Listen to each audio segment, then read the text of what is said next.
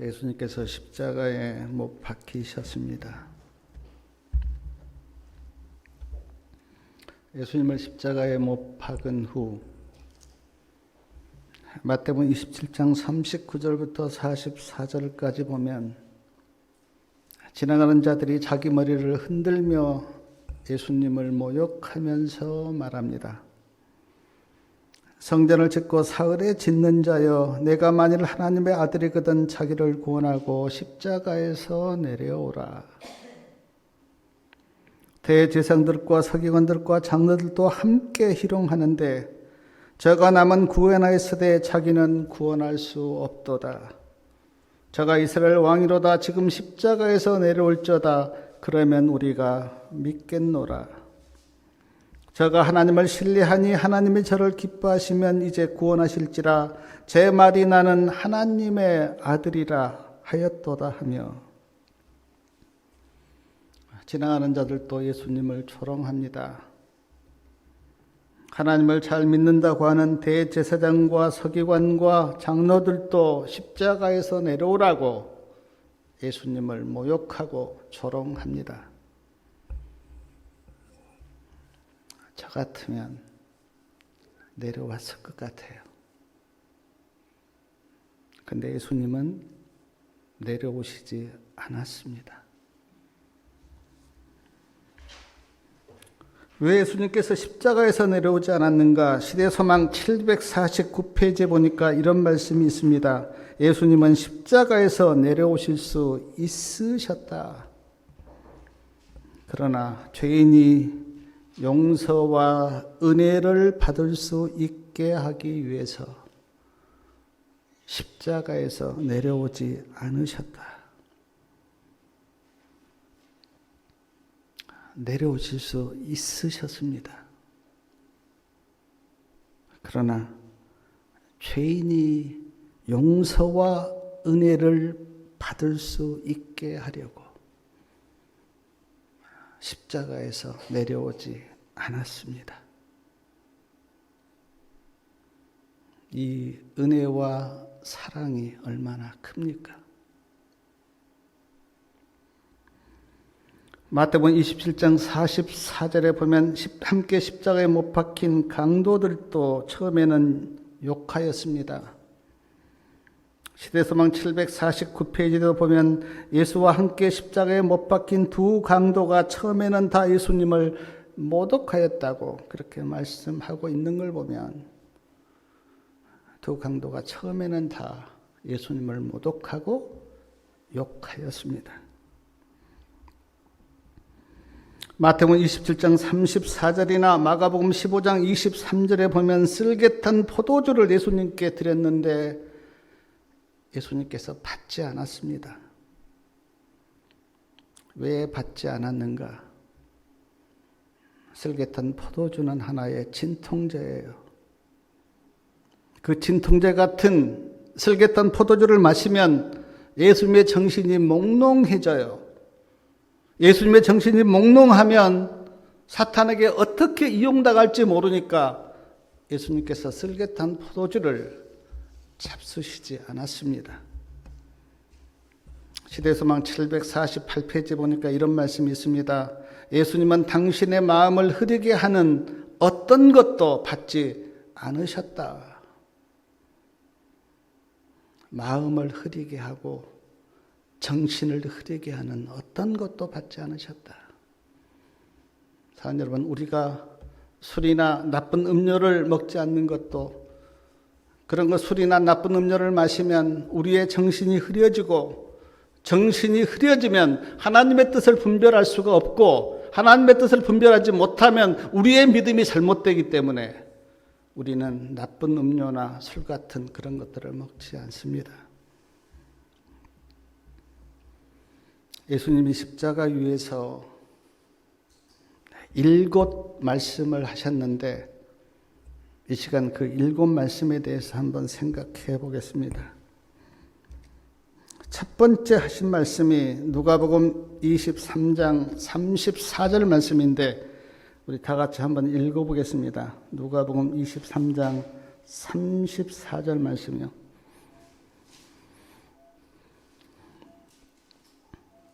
이에 예수께서 가라사대 아버지여 저희를 사하여 주옵소서 자기의 하는 것을 알지 못함이니이다 하시더라. 저희가 그 옷을 나누어 제비 뽑을세. 첫 번째 하신 말씀이 아버지여 저희를 용서하여 주옵소서. 자기의 하는 것을 알지 못함이니이다. 십자가 위에서 예수님께서 하신 첫 번째 말씀이에요. 여기서 저희가 누구인가? 저희를 용서해 달라고 그렇게 말씀하셨는데 저희가 누구인가? 예수님을 십자가에 못 박으려고 했던 대제사장 저희입니다. 산헤드린 회원들 저희예요. 예수님을 은 30에 팔았던 가룟 유다 저희입니다. 예수님을 십자가에 못 박으라고 판결한 빌라도 저희입니다. 예수님을 십자가에 못 박으라고 소리친 무리들, 그리고 예수님을 끌고 갔던 군병들 다 저희예요. 그런데 예수님께서 저희를 위해서 기도하시기를 아버지여 저희를 용서하여 주옵소서. 자기가 하는 일을 알지 못합니다. 그렇게 기도하셨어요.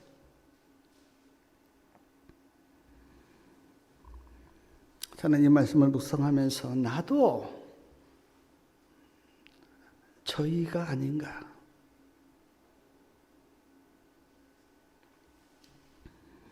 용서해달라고 하는 이유가 자기들이 하는 것을 알지 못해서 그랬다. 그렇게 예수님께서 기도하셨는데 정말 그렇지 않습니까? 예수님이 진짜 하나님의 아들임을 알았다면 누가 십자가에 못 박겠어요? 몰랐습니다. 몰라서 그랬어요. 이 인간의 무지를 예수님께서는 불쌍히 보시고 하나님 아버지 저들이 몰라서 나를 십자가에 못 박았는데 하나님 아버지 용서해 달라고 그렇게 기도하셨어요. 제가 이 말씀 이렇게 묵상하면서 저도 인생을 돌이켜보면 몰라서 그랬던 적이 한두 번이 아니에요. 하고 나면 너무나 부끄러운 적이 있었는데 몰라서. 그래서 우리가 누가 나에게 잘못하면 우리도 예수님처럼 몰라서 그랬구나라고 생각하고 불쌍히 여기는 마음을 우리도 가져야 합니다.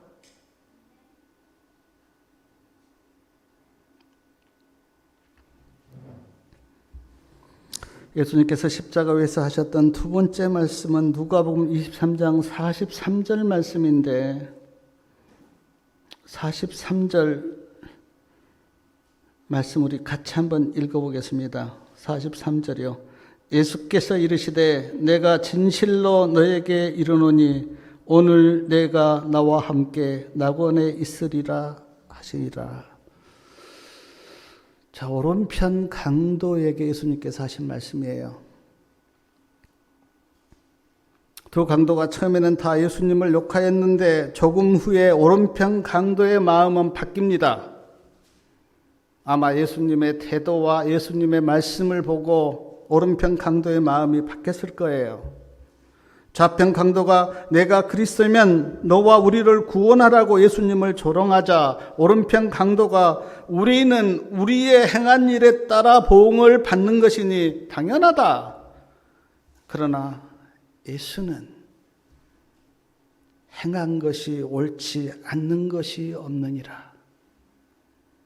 예수여 당신의 나라에 임하실 때에 나를 생각해 주십시오 라고 예수님이 그렇게 기도하셨어요.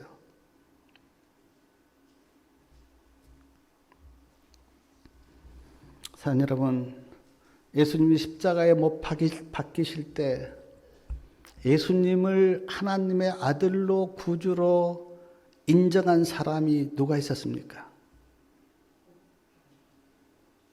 제가 지금 이 시점에 성경을 아무리 찾아봐도 예수님을 하나님의 아들로 믿는 사람은 아무도 없는 것 같아요. 제자들도 아무도 예수님을 하나님의 아들로 믿지 않았어요. 그런데 누가 예수님을 구주로 하나님의 아들로 믿었는가? 우편강도가요. 아마 성령이 깨닫게 하심이 있어서 우편강도가 이런 고백을 했겠지만, 그러나 아무도 하나님의 아들을 믿지 않는데 우편강도가 예수님을 하나님의 아들로 믿었다고 하는 놀라운 믿음. 그 믿음을 예수님께서 보시고 우편강도에게 뭘 베푸십니까? 구원을 베푸세요. 구원을 베푸시는 예수님의 모습을 우리는 여기에서 봅니다. 사랑하는 여러분, 예수님은 자신을 하나님의 아들로 구주로 믿고 인정하는 자에게 예수님께서는 구원을 베푸세요. 그리고 그 구원을 베푸시는 그 은혜가 오늘 나도 구원하셨습니다. 오른편 강도는 구원받았고 왼편 강도는 구원받지 못했는데, 이 세상에도 두 부류의 사람이 있습니다. 구원받은 사람과 구원받지 못한 사람. 나는 중간인데요. 아니요, 중간은 없습니다. 나는 이 편도 아니고 저 편도 아니라고 말할지 몰라도 하나님께서 보실 때 중간은 없어요. 하나님의 백성과 그렇지 못한 사람, 구원받은 사람과 구원받지 못한 사람, 두 부류밖에는 없어요. 그런데 시대서망 751페이지에 보니까 누가복음 23장 43절 말씀을 이렇게 주석하였는데, 그리스도께서는 강도에게 그날 나와 함께 낙원에 있으리라고 말씀하지 않으셨다. 예수님 자신도 그날 낙원에 가지 않으셨다. 예수님은 무덤에서 쉬셨으며 부활의 아침에 예수님은 내가 아직 아버지께로 가지 못하였다고 그렇게 말씀하셨다. 이 말씀에 대해서 깊이 한번 연구해 보시기 바랍니다. 예수님이 십자가에 사신 세 번째 말씀은 요한복음 19장에 있는데, 요한복음 19장 말씀 우리 다 같이 한번 읽어보겠습니다. 요한복음 19장 26절과 27절 말씀이에요.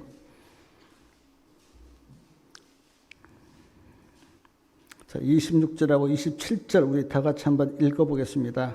예수께서 그 모친과 살아가신 제자가 곁에 섰는 것을 보시고 그 모친께 말씀하시되 여자여 보소서 아들이니라 하시고, 또 그 제자에게 일시되 보라 내 어머니라 하신대, 그로부터 그 제자가 자기 집에 모시니라.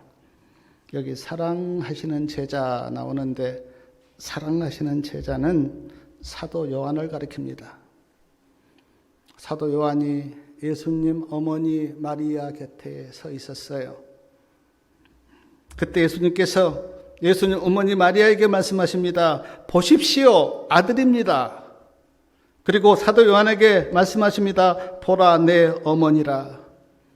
그때부터 사도 요한이 예수님 어머니 마리아를 돌아가실 때까지 모셨다고 하는, 제가 문헌에 보니까 에베소 교회 사도 요한이 그 사역하실 때도 예수님 어머니를 꼭 모시고 이렇게 공양을 잘했다고 하는 말씀을 본 적이 있는데, 어떤 분들은 예수 믿으면 제사도 안 지나고 막 그런다고 기독교를 아주 부모를 섬기지 않는 종교로 오해하는 그런 사람이 있는데, 아닙니다. 성경에는 여러 번 내 부모를 공경하라 그렇게 말씀하고 있어요. 구약에도 신약에도 내 부모를 온 마음을 다하여 모시라, 공경하라 그렇게 가르쳐요, 성경은. 그리고 예수님은 십자가에 못 박혀 돌아가시는 이 순간에 누구를 기억했는가? 어머니를 기억했어요. 그리고 어머니를 사도 요한에게 부탁합니다. 요한아, 내 어머니를 잘 모셔라. 기독교는 결코 부모를 거역하거나 부모에게 불효하는 그런 종교가 아니에요. 기독교는. 우리는 나를 창조하신 하나님을 모시고 나를 이 땅에 태어나게 하신 부모님을 최선을 다해서 공경하는 것이 기독교입니다.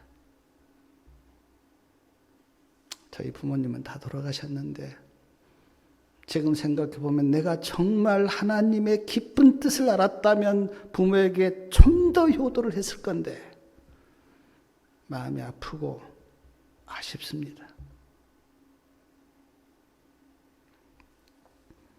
마태복음 27장 45절 말씀을 보면 제6시로부터 온 땅에 어둠이 임하여 제9시까지 계속하더니 그런 말씀이 나와요. 제6시는 오늘 시간으로 하면 12시입니다. 그리고 제9시는 오후 3시예요. 12시부터 그러니까 예수님께서 오전 9시에 십자가에 못 박혔는데 3시간 후에 온 땅에 어둠이 덮인 거예요. 그리고 오후 3시까지 3시간 동안 그 어두움은 계속됐습니다. 근데 왜 어둠이 덮였는가?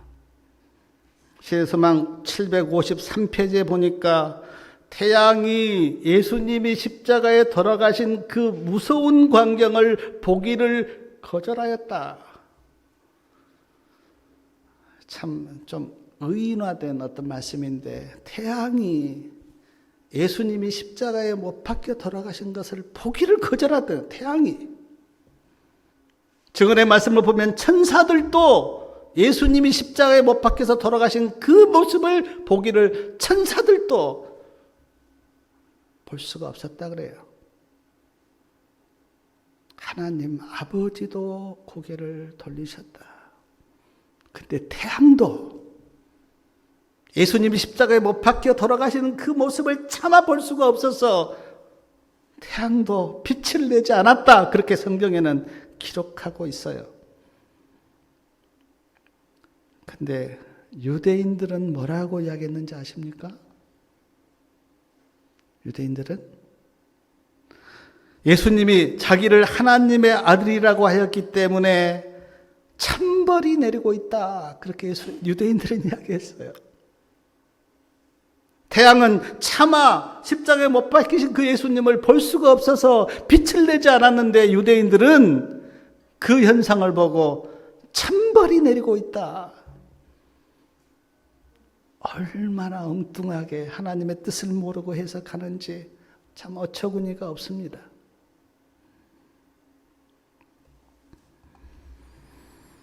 예수님이 십자가에서 하셨던 네 번째 말씀은 마태복음 27장에 있는데 우리 한번 찾아보겠습니다. 마태복음 27장 46절이요.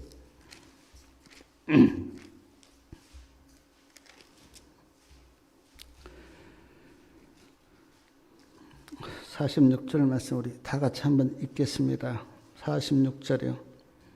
제9시쯤에 예수께서 크게 소리질러 가라사대 엘리 엘리 라마 사박다니 하시니 이는 곧 나의 하나님 나의 하나님 어찌하여 나를 버리셨나이까 하는 뜻이라. 크게 제9시 오후 3시쯤에 그러니까 예수님이 그 목숨이 끊어지기 바로 전에 크게 소리를 지르시면서 말씀하셨습니다. 엘리 엘리 라마 사박다니. 근데 그 뜻이 뭐라 그랬습니까? 나의 하나님 어찌하여 나를 버리셨나이까? 사랑 여러분, 왜 예수님께서 이런 비통한 말씀을 하신 것입니까? 하나님이 예수님을 버린 적이 있습니까? 없죠. 근데 예수님께서 나의 하나님 어찌하여 나를 버리셨나이까라고 이 비통한 말씀을 크게 소리를 지르신 거예요. 우리가 생각할 수 있는 것은 죄가 예수님 위에 놓여졌습니다. 인류의 죄가 예수님께 놓여졌어요. 죄가 예수님께 놓여지자 하나님과 분리가 일어났고 하나님의 임재를 예수님께서 느낄 수가 없었습니다. 하나님의 임재를 느낄 수가 없자 예수님의 입에서 크게 소리지는 그 소리가 나의 하나님 어찌하여 나를 버리셨나이까 하는 부르짖음이었어요.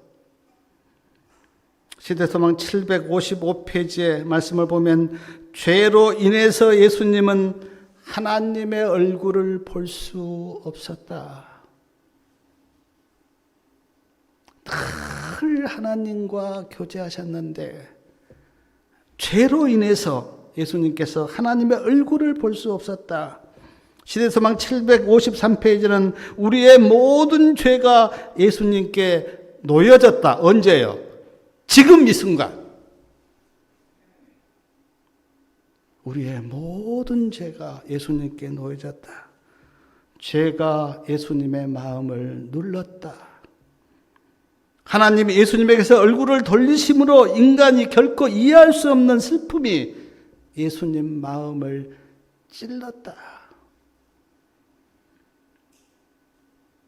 하나님께서 얼굴을 돌리셨다고.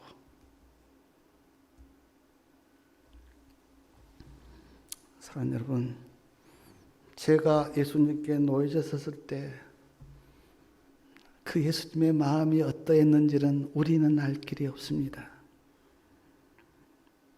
인간이 이해할 수 없는 슬픔이 예수님 마음을 찔렀을 때 그 상황이 어떤지 우리는 이해를 못해요. 죄 때문에 예수님의 하나님과 분리되는 그것이 어떤 상태인지 우리는 이해를 못합니다. 그래서 우리는 십자가의 죽음에 대해서 우리는 알지 못합니다.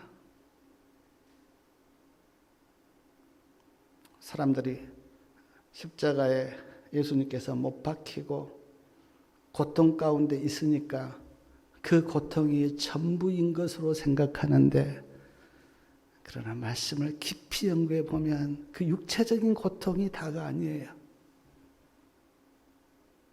영적으로 하나님과 분리되고 인간의 죄가 예수님께 놓여졌을 때 그 예수님이 느꼈던 그것은 우리는 알 길이 없어요. 그리고 예수님의 십자가의 죽음을 인간의 죽음과 같이 생각하는데, 성도님 여러분, 우리는 첫째 사망을 당합니다. 죄의 결과로. 그런데 예수님의 십자가의 죽음은 죄 값으로 당하시는 둘째 사망을 당하신 거예요. 그러니까 우리의 죽음과는 근본적으로 다릅니다. 우리는 죄 때문에 죽는 첫째 사망을 당하고 예수님은 십자가에서 죄 값으로 돌아가시는 둘째 사망을 당하셨는데, 우리는 그 둘째 사망이 어떤 것인지 우리는 알 길이 없어요. 그래서 우리는 십자가의 죽음에 대해서 모릅니다. 그냥 예수님께서 죄 값으로, 죄의 대가로 우리의 모든 죄짐을 지고 돌아가셨다고 하는 그것밖에는 우리는 알 길이 없어요.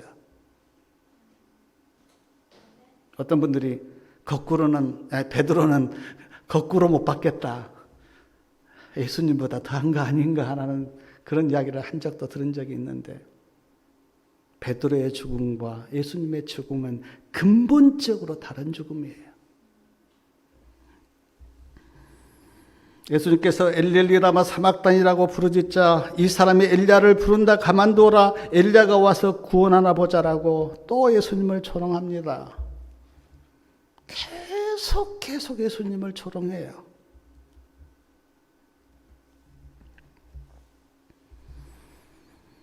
예수님이 십자가에 사신 다섯 번째 말씀은 요한복음 19장 28절 말씀인데, 우리 요한복음 19장 28절 말씀 한번 다 같이 보겠습니다.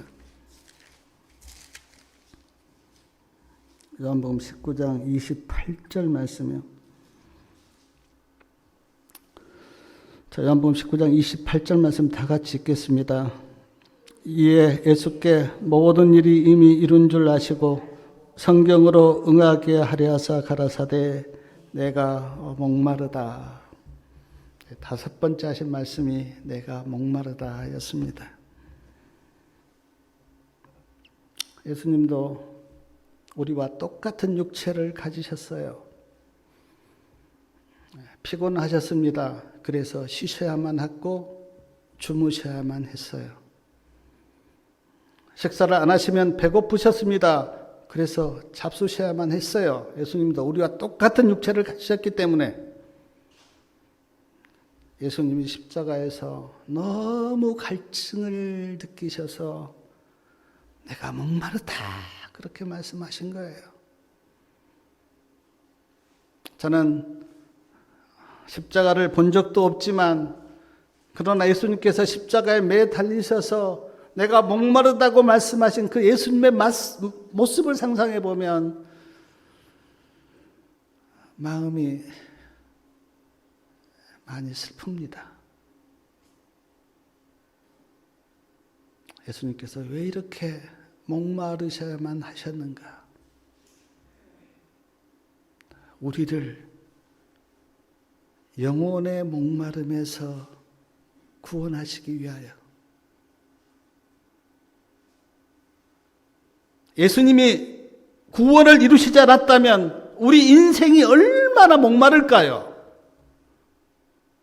그 목마른 인생들을 예수님께서 구원하시기 위해서 예수님이 십자가 위에서 목마름을 겪고 계시는 예수님,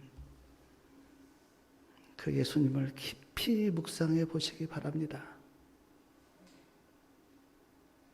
마음속에 하나님의 사랑이 느껴질 거예요.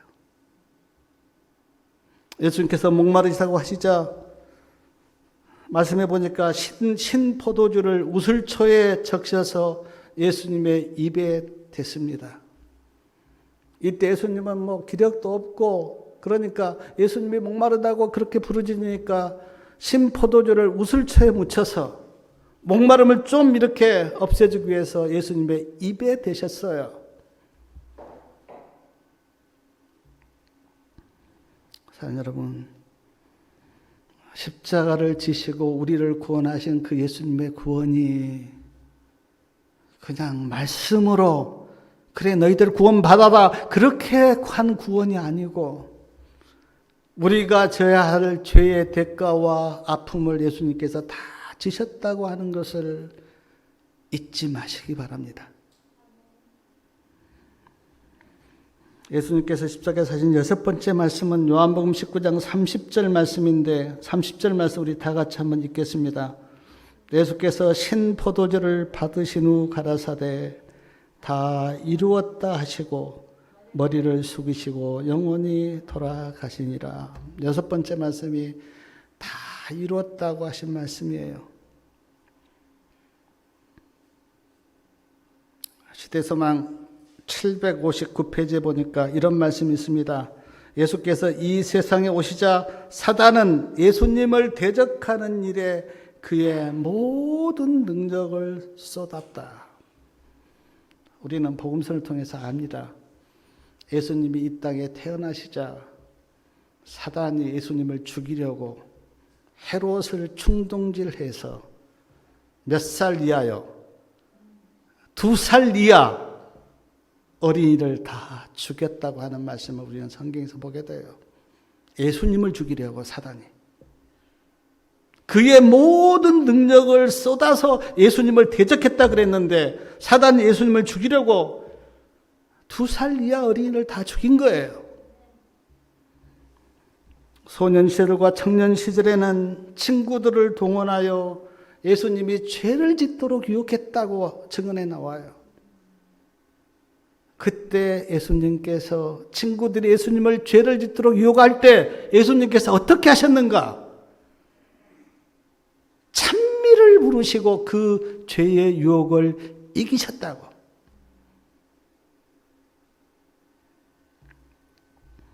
나셋 사람들을 선동하여 고향 나셋 사람들을 선동하여서 예수님을 대적했습니다. 예수님께서 고향에서 가서 성전에서 이사야의 말씀을 읽었을 때 나셋 사람들이 막 예수님을 죽이려고 끌고 가서 낭떠러지게 떨어뜨리려고 했잖아요. 그때 천사, 가브리엘 천사가 예수님을 막지 않았다면 예수님은 죽었을 것이다. 헤롯도 동원시키고 사탄이 또 친구들도 동원시키고 고향 나사렛 사람들도 동원시키고 우리가 잘 알잖아요. 바리새인들과 서기관들이 얼마나 예수님을 대적했습니까? 계속 사람을 이렇게 따라다니게 하면서 예수님이 혹시 뭐 잘못한 거 없나? 가룟 유다 베드로를 충동질시켜서 예수님을 부인하게 하고 배반하게 하고 제자들을 다 도망가게 함으로 예수님을 실망시키고 사단이 온갖 방법을 동원하여 구속의 경륜을 이루지 못하도록 방해한 그 사실을 우리는 복음서에서 봅니다. 근데 그 사단과의 대쟁투에서 예수님께서 승리하시고 외쳤던 말씀이 뭐냐면 다 이루었습니다. 사랑하는 여러분, 예수님의 승리가 곧 누구의 승리입니까? 예수님을 믿는 우리들의 승리예요. 아멘. 그래서 우리는 다 이뤘다고 하신 그 예수님의 말씀을 듣고 우리는 기뻐하고 예수님을 찬양합니다. 성경에 보니까 이루었다고 한 말이 3번 나와요. 창세기 2장 1절에 보니까 창조를 마치시고 하나님께서 하셨던 말씀이 뭡니까? 다 이루었다. 요한복음 19장 30절에 예수님께서 십자가 위에서 하셨던 말씀이 다 이루었다. 그리고 계시록 22장 6절에 보니까 모든 구속의 경륜을 끝마치시고 하신 말씀이 이루었도다. 제가 이 설교 쓰면서 창조도 구속도 구속의 경륜을 다 이루시고 하신 그 말씀도 너무 마음이 벅차서 하나님, 다 이루신 하나님 감사합니다. 주님을 찬양하시기 바랍니다. 예수님이 십자가에서 하셨던 7번째 말씀은 누가복음 23장 46절 말씀인데 마지막 말씀인데 누가복음 23장 46절이요. 우리 말씀을 같이 한번 읽겠습니다. 46절이요. 예수께서 큰 소리로 불러 가라사대 아버지여 내 영혼을 아버지 손에 부탁하나이다 하고 이 말씀을 하신 후 운명하시다. 예수님께서 첫 번째 기도를 하실 때도 아버지 이름을 불렀습니다. 아버지여 저들의 죄를 사하여 주옵소서. 근데 마지막 7번째 말씀하실 때도 아버지를 불러요. 그리고 자기 영혼을 아버지께 맡깁니다. 예수님의 생애를 보면 예수님은 매일매일 자기의 모든 것을 하나님 아버지께 맡기고 사셨는데 돌아가시는 그 순간에도 자기 영혼을 하나님께 맡겨요. 사랑하는 여러분, 믿음을 여러 가지로 정의할 수가 있습니다. 그러나 믿음이란 하나님을 전적으로 신뢰하고 나를 하나님께 맡기는 것이 믿음이에요. 진짜 우리가 하나님께 나를 맡기면 하나님의 평강과 하나님의 은혜가 나를 주관합니다.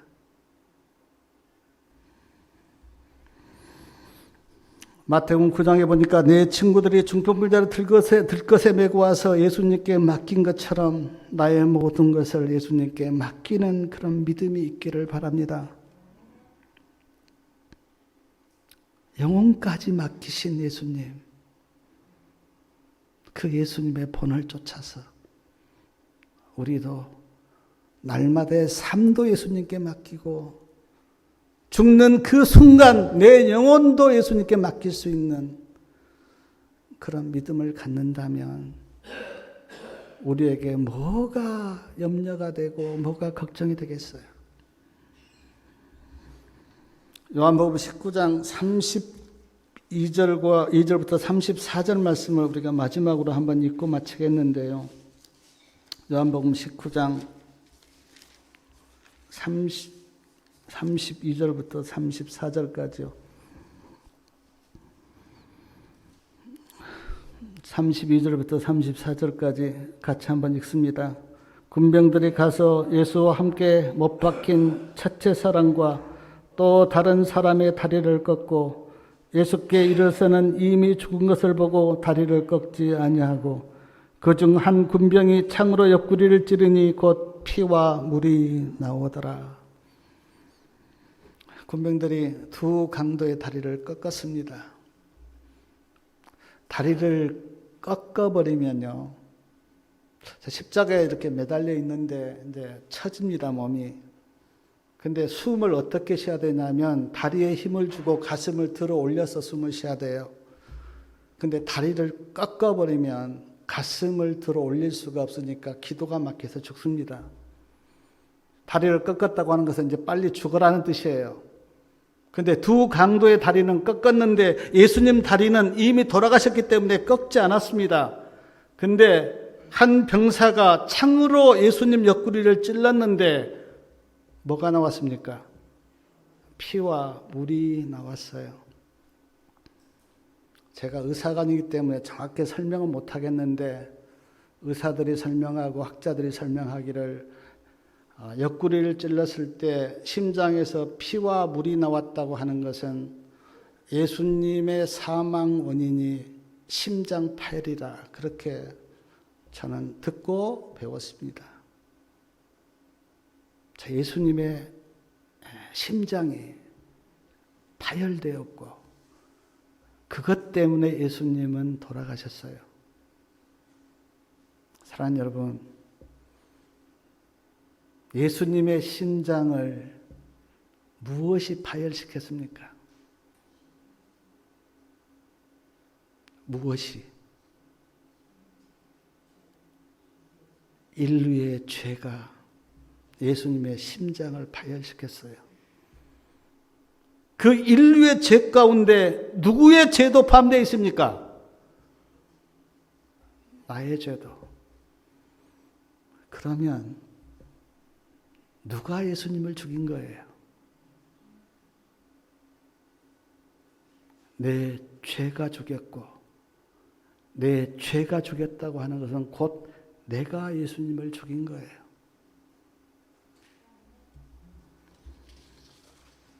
사랑하는 여러분, 예수님의 죽음을 피상적으로만 보면 유대인들이 죽였고 대제사장이 죽였고 예수님을 30에 팔았던 가룟 유다가 죽였고 로마 총독 빌라도가 죽였고 로마 병사들이 죽였고 그렇게 피상적으로만 보면 그렇게 보여요. 근데 예수님의 십자가의 죽음을 영적으로 깊이 연구해 보면 이런 사람들이 예수님을 죽인 게 아니고 하나님 아버지께서 죄 값으로 예수님을 십자가에 못 박으셨기 때문에 깊이 말씀을 연구해 보면 내 죄가 예수님을 죽인 거예요.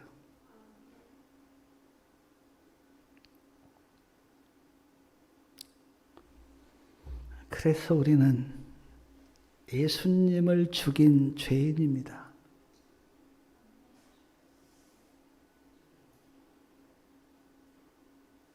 그 죄인에게 죄인을 구원하기 위해서 오신 예수님을 우리가 믿어야 돼요. 어떤 분들은 우리가 죄인이라 그러면 내가 무슨 죄를 졌느냐고, 나는 착하게 살았다고, 나는 누구보다 더 착하다고 그렇게 이야기해요. 그럴 수 있죠.